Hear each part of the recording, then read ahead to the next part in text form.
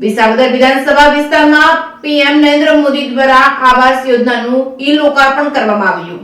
વિસાવદર વિધાનસભા વિસ્તારમાં સરકારની પ્રધાનમંત્રી આવાસ યોજનાના લાભાર્થીઓના મકાનો વડાપ્રધાન નરેન્દ્ર મોદીના હસ્તે વર્ચ્યુઅલ લોકાર્પણ તથા આવાસ અર્પણનો તાલુકા પંચાયત વિસાવદર દ્વારા કાર્યક્રમ યોજવામાં આવ્યો હતો, જેમાં જિલ્લા ભાજપ પ્રમુખ કિરીટ પટેલ, માજી કૃષિ મંત્રી કનુભાઈ ભાલાળા, માજી ધારાસભ્ય હર્ષદભાઈ રીબડિયા, પ્રાંત અધિકારી કીર્તન રાઠોડ, વિસાવદર મામલતદાર તેમજ ટીડીઓ તેમજ જિલ્લા પુરવઠા અધિકારી તેમજ જિલ્લા પંચાયતના સદસ્યો વિપુલભાઈ કાવાણી તથા અન્ય મહાનુભાવો દ્વારા હાજર રહી લાભાર્થીઓને અભિનંદન અને શુભેચ્છાઓ આપવામાં આવી હતી। આ તકે આવાસ યોજનાના લાભાર્થીઓ બોડી સંખ્યામાં ઉપસ્થિત રહ્યા હતા। આ તકે માજી કૃષિ મંત્રી કનુભાઈ ભાલાળા દ્વારા સરકાર તરફથી મળતી વિવિધ સહાયનો લાભ તમામ લાભાર્થીઓને મળે તેવું ધ્યાન હાલની સરકાર રાખે છે તેવું જણાવ્યું હતું। પીએમજેવાય આવાસ યોજના લાભાર્થીઓ એવા 5 લાભાર્થીઓને પોતાના આવાસની ચાવી આપવામાં આવી હતી। ત્યારે જિલ્લા ભાજપ પ્રમુખ કિરીટ પટેલ દ્વારા પણ સરકારની સિદ્ધિ વર્ણવી હતી। ત્યારે વિસાવદરના આવાસ યોજનાના લાભાર્થીઓ દ્વારા સરકારનો આભાર માન્યો હતો।